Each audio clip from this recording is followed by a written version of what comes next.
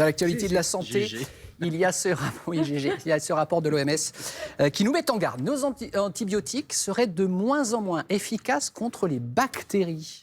Exactement, on parlait tout à l'heure de la tuberculose, il y a des bacilles qui sont résistants aux antibiotiques, mais pour les bactéries, tout à fait banal. Vous avez une infection urinaire, qu'est-ce qu'on vous donnait ? On vous donnait un antibiotique simple, ça fonctionnait dans 100% des cas. Maintenant, quand on regarde la bactérie Escherichia coli, vous savez, cette fameuse qui est responsable de plein de maladies digestives, mais aussi urinaires, 40% des Escherichia coli deviennent résistantes. Quand on regarde pour le poumon, Klebsiella pneumoniae, 55% des bactéries, plus d'1 sur 2, sont résistantes aux antibiotiques. Bref, des infections urinaires banales, des infections pulmonaires banales qu'on arrivait à traiter en quelques jours avec les antibiotiques, deviennent résistantes aux infections. Et ça, c'est un vrai problème, c'est ce qu'on appelle l'antibiorésistance. Alors, quand on a d'autres antibiotiques, tout va bien, mais on a même des bactéries où on n'a plus d'antibiotiques. Et c'est ça le problème. Et ça, on l'explique comment ? C'est parce qu'on en a trop pris ?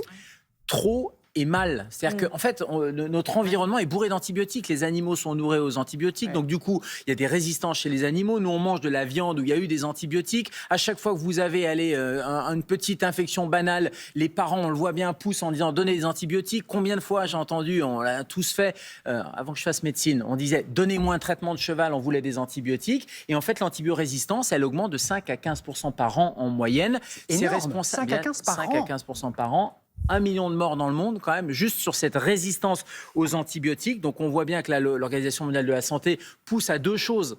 Encourager la recherche, parce qu'il n'y a pas beaucoup de recherche finalement sur des nouveaux antibiotiques, parce qu'on se dit si un ne marche pas, on va en avoir un deuxième. Mais encore une fois, là, on arrive aux limites de ce qu'on a en termes de médicaments. Et puis l'OMS encourage surtout à avoir des bonnes pratiques, parce que les antibiotiques, c'est pas possible de les utiliser comme ça, de les gâcher. C'est pas automatique. C'est pas automatique. Ce slogan avait bien marché. C'est pas automatique pour les patients et pour les médecins.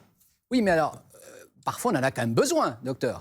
Alors oui, quand on en a besoin, il n'y a pas de sujet. Il faut donner des antibiotiques. Le problème, c'est quand on n'en a pas besoin. Et quand mais c'est au médecin de ne pas en prescrire dans ce cas-là. C'est pas de notre faute. On est d'accord, oui, mais il y a la pression des patients, il y a cette espèce de pression un peu culturelle, il y a la facilité aussi, on donne des molécules qui ne sont pas toujours... Vous savez, ça ne sert à rien de sortir un bazooka quand on peut juste tuer la bactérie avec une arme beaucoup moins importante. Donc c'est à nous aussi de déprescrire, de ne pas donner des antibiotiques quand il n'y en a pas besoin, de donner le bon antibiotique, d'adapter l'antibiotique quand on vous fait une analyse d'urine, par exemple, et qu'après, on ne change pas l'antibiotique, on devrait au contraire diminuer en termes de gamme et l'adapter exactement à votre bactérie, parce qu'une infection égale un antibiotique. Mais si on veut aller, vous voulez 3 conseils pour justement que collectivement, on puisse prendre en charge ce problème d'antibiorésistance. 1, pas d'automédication. C'est-à-dire que si vous avez des antibiotiques qui traînent dans l'armoire à pharmacie, si ça a marché pour l'angine du petit ou l'année dernière, c'est pas parce que ça a marché l'année dernière que vous en avez besoin cette année. Donc on ne s'automédique pas.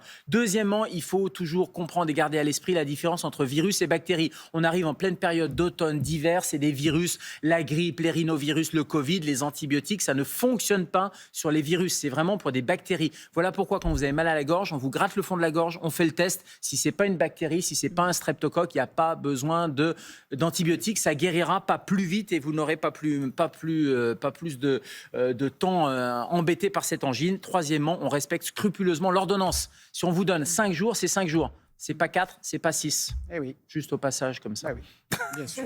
Merci, on respecte. Docteur. Non, mais c'est dramatique parce que Fleming a inventé les antibiotiques il y a un siècle et c'est en train de nous glisser entre les doigts. Ouais. Et c'est pas marrant, une antibiorésistance. Ah ouais ? Non. D'accord.